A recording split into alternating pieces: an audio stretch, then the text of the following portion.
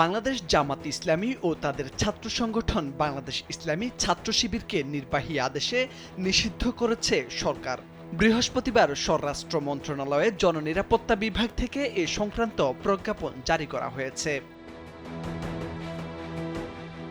জননিরাপত্তা বিভাগের সচিব জাহাঙ্গীর আলম স্বাক্ষরিত প্রজ্ঞাপনে বলা হয়েছে, যেহেতু আন্তর্জাতিক অপরাধ ট্রাইব্যুনাল কর্তৃক প্রদত্ত কয়েকটি মামলার রায়ে বাংলাদেশ জামাত ইসলামী এবং এর অঙ্গ সংগঠন বাংলাদেশ ইসলামী ছাত্র শিবিরকে ১৯৭১ সালে মুক্তিযুদ্ধকালে সংগঠিত গণহত্যা, যুদ্ধাপরাধ ও মানবতা বিরোধী অপরাধে দায়ী হিসেবে গণ্য করা হয়েছে।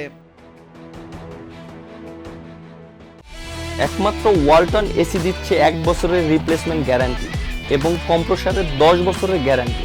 সেহেতু বাংলাদেশের সুপ্রিম কোর্টের হাইকোর্ট বিভাগের রায়ে রাজনৈতিক দল হিসেবে বাংলাদেশ জামাত ইসলামীর নিবন্ধন বাংলাদেশ নির্বাচন কমিশন বাতিল করা হয়েছে এবং বাংলাদেশ সুপ্রিম কোর্টের আপিল বিভাগ হাইকোর্ট বিভাগের উক্ত রায়কে বহাল রেখেছে। সরকারের নিকট যথেষ্ট তথ্য প্রমাণ রয়েছে যে বাংলাদেশ জামাত ইসলামী এবং এর অঙ্গ সংগঠন বাংলাদেশ ইসলামী ছাত্র শিবির সাম্প্রতিককালে সংঘটিত হত্যাযজ্ঞ, ধ্বংসাত্মক কার্যকলাপ ও সন্ত্রাসী কর্মকাণ্ডে সরাসরি এবং উস্কানির মাধ্যমে জড়িত ছিল।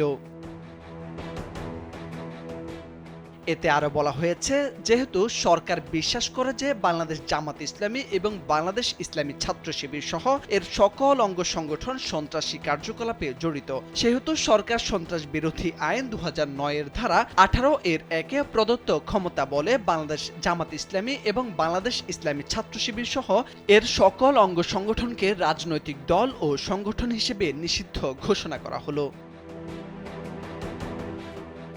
উক্ত আইনে তফসিল ২ ও বাংলাদেশ জামাত ইসলামী ও বাংলাদেশ ইসলামী ছাত্র শিবির সহ এর অঙ্গ সংগঠনগুলোকে নিষিদ্ধ সত্তা হিসেবে তালিকাভুক্ত করা হলো এবং এই প্রজ্ঞাপন অবিলম্বে কার্যকর হবে।